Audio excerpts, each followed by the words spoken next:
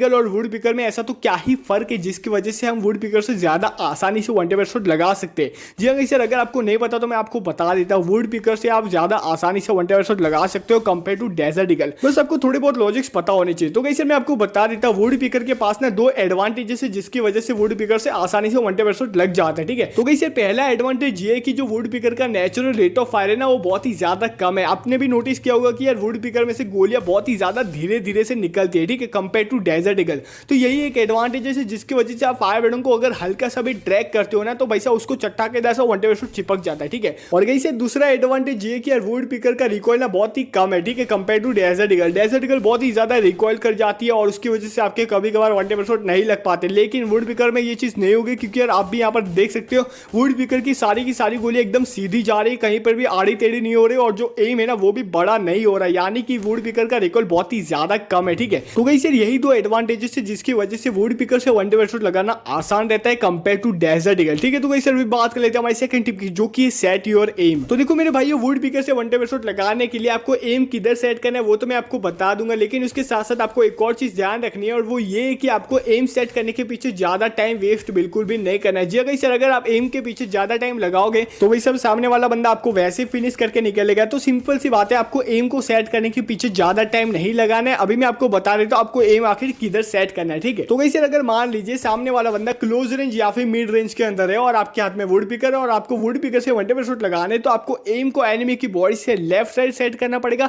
थोड़ा सा दूर रखना पड़ेगा। जी गाइस यार, एनिमी की बॉडी से थोड़ा सा दूर और लेफ्ट साइड की ओर सेट करना पड़ेगा।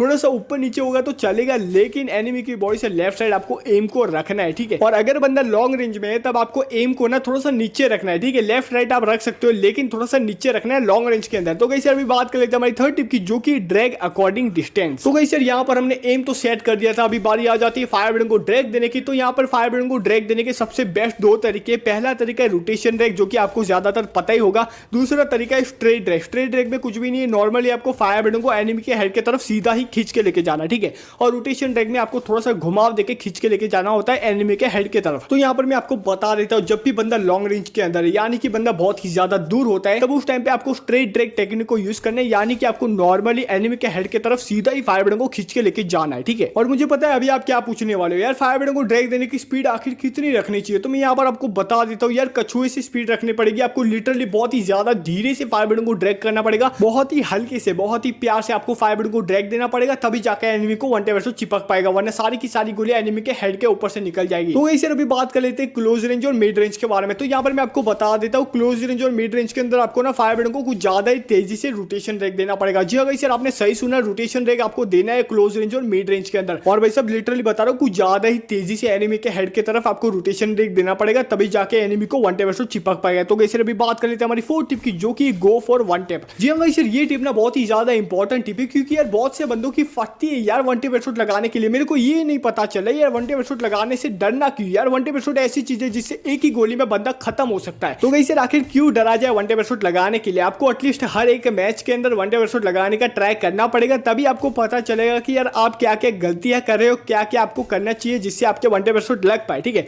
तो यहाँ पर मैं आपको बोनस टिप दे देता हूँ। अगर मान लीजिए कि आपकी ज्यादातर शॉट्स बॉडी शॉट लग रहा है तो उस टाइम पे आपको समझ जाना है कि आप फायर ब्रेडों को कुछ ज्यादा धीरे से ड्रैग कर रहे हो जिसकी वजह से आपके वन टैप हेडशॉट नहीं लग पा रहे। ठीक है, तो अगली बार ये चीज आपको नहीं करनी है। तो कैसे अगर मान लीजिए इसका उल्टा, अगर आपके ज्यादातर शॉट्स एनिमी के हेड के ऊपर से निकल जा रहे तो उस टाइम पे आपको समझ जाना है कि आप फायर ब्रेडों को जरूरत से ज्यादा ही तेजी से ड्रैग कर रहे हो जिसकी वजह से आपके वन टैप हेडशॉट नहीं चिपक पा रहे। ठीक है, तो कैसे ऐसे ही वुड पिकर से वन टैप हेडशॉट लगाने का ट्राई करते रहिए, अपनी गलतियों से सीखते जाइए। और भाई साहब मैं गारंटी के साथ बोला, अगर आपने ये सारे टिप्स को सही से फॉलो कर दिया ना भाई साहब, बहुत ही गदर लेवल के वन टैप हेडशॉट आसानी से लगा पाओगे। ठीक है, तो गाइस यही था हमारा वीडियो। गाइस वीडियो को लाइक कर दो, अगर वीडियो से वीडियो को डिसलाइक कर दो, लेकिन नॉर्थ ईस्ट को सब्सक्राइब करना बिल्कुल भी मत भूलना। हम मिलेंगे नेक्स्ट वीडियो में, तब तक